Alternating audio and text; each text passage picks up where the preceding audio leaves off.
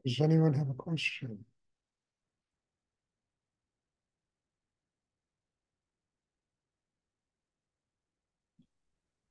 Stuart, this is Jan. Question? Could you just talk about Shakti, where it comes from, the source? I'm not sure if I can do that, John.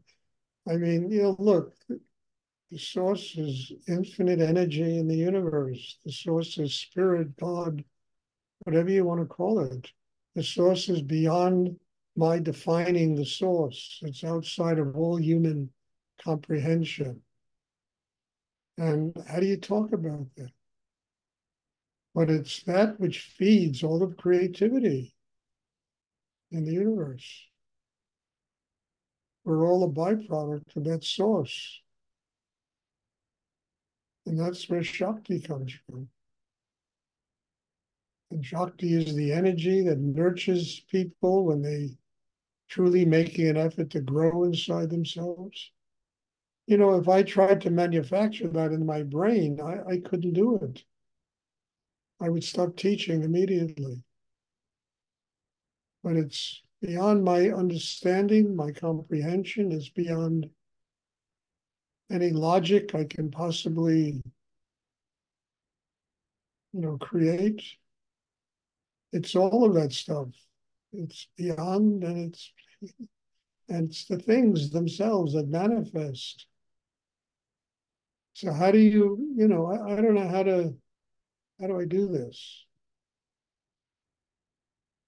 And we're all given chakras. We're born with them, and there's a purpose for them.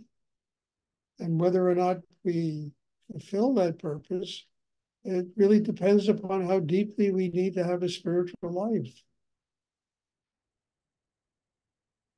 Because that energy is what creates the universe. It creates everything. It comes in the form of the Om sound. It comes in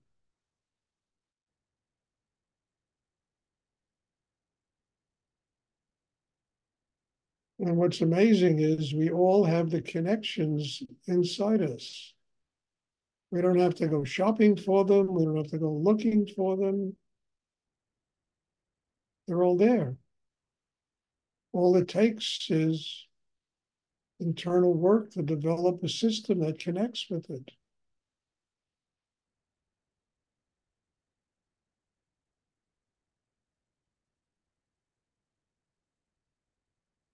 To me, the wonderful thing about Shakti spirit is it's completely outside the realm of my understanding. And instead of being intimidated by that, I think it's fantastic because it's a presence that's always there, always will nurture you. All you have to do is open to receive it, and it'll create extraordinary life for a human being.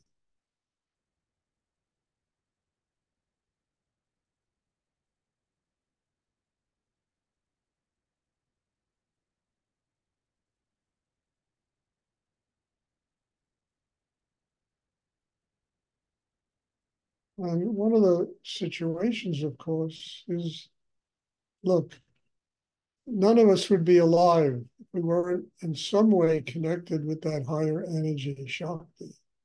It flows. But people have so much ego, they have so much tension, they have so many, images of themselves and who and what they are, that when that energy flows into them, it becomes totally distorted. It's pure, it's transcendental, it's beyond human comprehension. But when it comes in to a person and the person is tense and full of ego and, they're self-important, that's what it becomes. And that's what they give off to the world. If the person is open and they've managed to transform all of that ego stuff into, chi, into a spiritual life, understand? When the Shakti enters them, that's what it becomes. It becomes exactly what they are.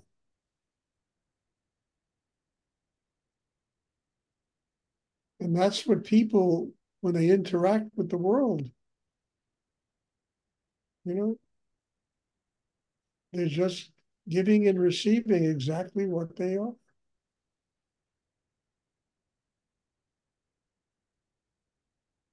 So then it gets back to change. And how do you change? That's the work that people have to do on themselves.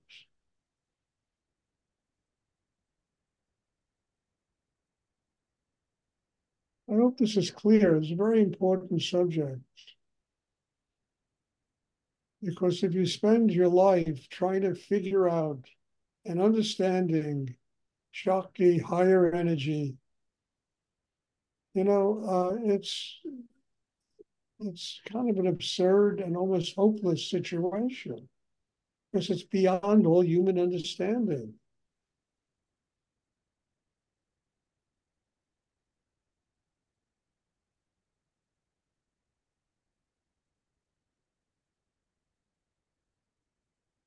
But it's an energy that's always there. And it gives birth to us. Even after we were born, it gives birth to us, transforms us, changes us. It enables us to build a system in which we can have a spiritual life.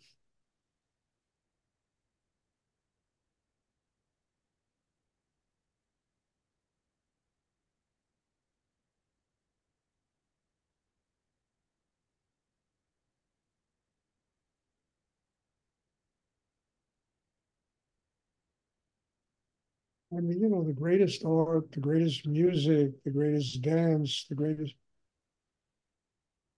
it's energy that flows through a human being, and it's created that way. Because a person has training inside themselves so that the energy manifests as a great piece of choreography, as a great piece of music. But then you got to realize everything you see in life is a manifestation of that energy. And that to me is beyond human comprehension. This computer, Zoom, is a manifestation of that energy. As it flowed through the people that created Zoom, this is what manifested, because that's where they placed the energy. That's what was inside them.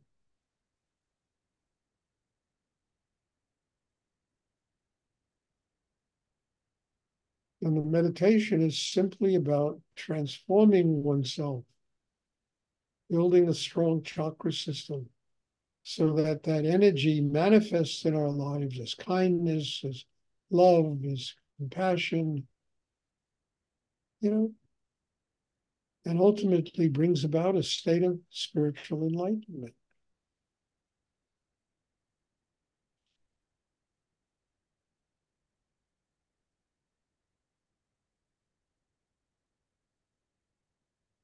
Does anyone else have a question they would like? Thank you, Stuart. You're welcome.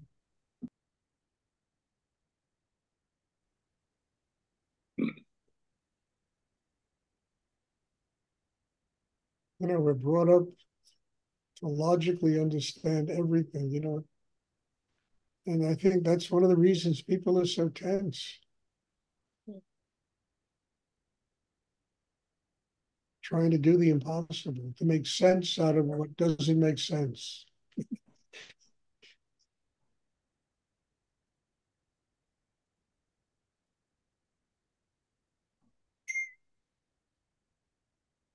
I mean, I don't want to promote my book, but when it ever comes out, this is what it's about. 108 essays about transformation, change, tantra.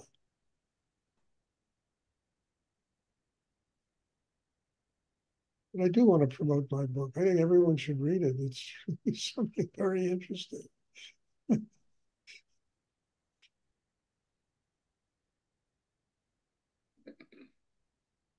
Does anyone have a question? Anyone else have a question?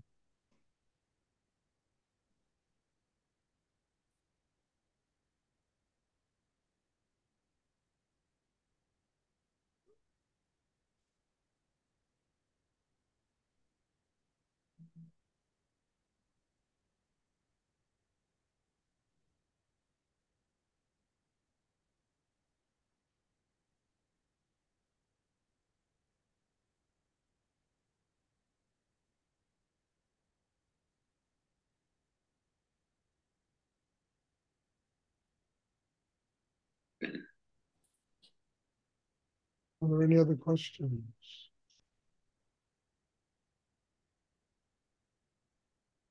Okay, if there are no more questions,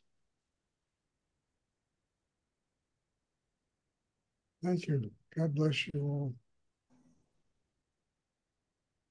Thank you for being here. Thank you for being part of this. Thank you for dragging out of me what came out of me today. You know, I mean, it's a miracle. You know, go to the New York Public Library and try to find things like this. You know, you're not going to find them, or you will, but you got to go through 100 million books, and it's just here. And I just am very grateful that your presence here, you know, brings this stuff out of me. And I listen just as much as you listen to this. I once told you, and I'll say, you know, I never, and look, I've been giving talks on spiritual practice 50 years now. I have never planned a talk, ever, in 50 years. And it's always the people that attend the meditation, whatever it is, that extract this, you know? And I'm very grateful. It's extraordinary how one grows just listening to the kind of stuff that manifests. So thanks. There'll be a meditation tomorrow night. And I'm looking for, anyway, all you mothers, happy Mother's Day today. Thank you. Happy Mother's Day. You know, mothers are very sacred people. You know that? None of us would be around here if we didn't have mothers. So happy Mother's Day. Thank you, Stuart. Good night. Thank you. Thank you, Stuart.